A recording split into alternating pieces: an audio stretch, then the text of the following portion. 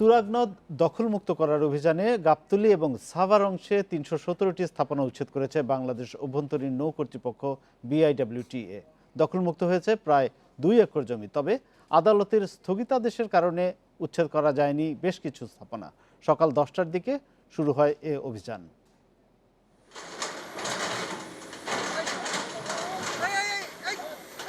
দ্বিতীয় ধাপে সপ্তম দিনের অভিযানে শুরু হয় বংশীয় তুরাগের মিলনস্থল সাভারের কাউন্দিয়া ইউনিয়নের ইসাকাবাদ মৌজায়।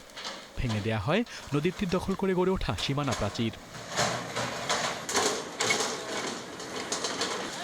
পরে উচ্ছেদ চলে গাবতলীর বড়বাজার এলাকায়। তবে হরিরামপুর মৌজায় 15 ও 16 নম্বর দাগের স্থাপনা নিয়ে দেখা দেয় বিপত্তি। হাইকোর্টের স্থগিতাদেশের কারণে এই অংশে অভিযান বন্ধ রাখে BIWTA। টিনের বেড়ার স্থাপনা, অন্য কোনো কিছু না। আমি হাইকোর্টে মামলা করছি, জজ কোর্টে মামলা করছি, তারা জব দিচ্ছে, ডিসি সাহেব জব দিয়ে আসছে, হ্যাঁ, যে সে প্রকৃত মালিক। এখন আমার জায়গাটা অধিগ্রহণ করে নিয়ে যাক, আমরা ক্ষতিপূরণ দিয়ে যাক, আমরা চলে যাই। মঞ্জুর মুর্শিদ সাহেব, ওনার সাথে এই বিষয়টি আমরা কথা বলেছি এবং উনি কাগজগুলি দেখতে চেয়েছেন।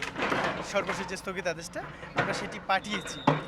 তো আমরা সেটা দেখে পরবর্তী কার্যক্রম, যেহেতু মহামান্য আদালতের বিষয়টি আছে, সেখানে আমরা দেখে পরবর্তী আইনানুগ ব্যবস্থা যেটি বিধি মোতাবেক।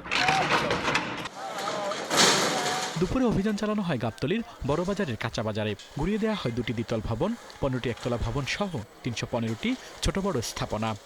বিগত 10 বছর যাবত আমি এটা ভাড়া চালাইতাম। কারে ভাড়া দিতে? দোকানে একটা মালিক আছে, মালিকরা দিতাম 2300, আর আমরা খাজনা বন্ধ আগে যে বেলে আর 100 যাইতে।